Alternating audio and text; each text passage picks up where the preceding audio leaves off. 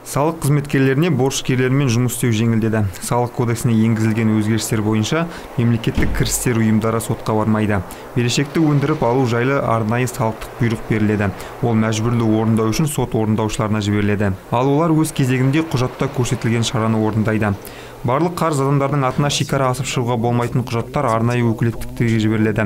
Жүргізуші куәлігін уақытша тоқтату, сол секілді мүлікке тыйым салу да қарастырылған, дейді Қостанай облыстық мемлекеттік кірістер департаментінің бас маманы Азамат Көпебаев. Сонымен қатар, борышкер адам салықты төлеген соң өтелінген соманың 25% көлемінде сот орындаушылардың қызметін төлеуі керек. Мәселен, егер салық қарызы 100 мың болса, сот орындаушысына тағы 25 мың теңге төлеу керек. Осылайша борышкер қарызы 125 мың теңге және төленбеген әр күн сайын өсімақы болады. 2018 жылдың 1 маусымынан бастап мәжбүрлі орындауға алғашқы салықтық бұйрықтар жөнелтілді.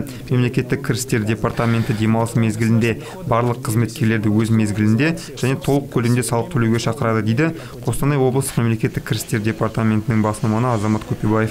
Сандарды сөйлетсек, қостанайлықтардың қарызы аз емес. Облыстық мемлекеттік кірістер департаменті мәліметі бойынша борышкер тізімінде 31 мың адам бар екен. Қарыз сомасы 460 миллион теңге. Қарыздың бар жоғын департамент сайтында тексеруге болады.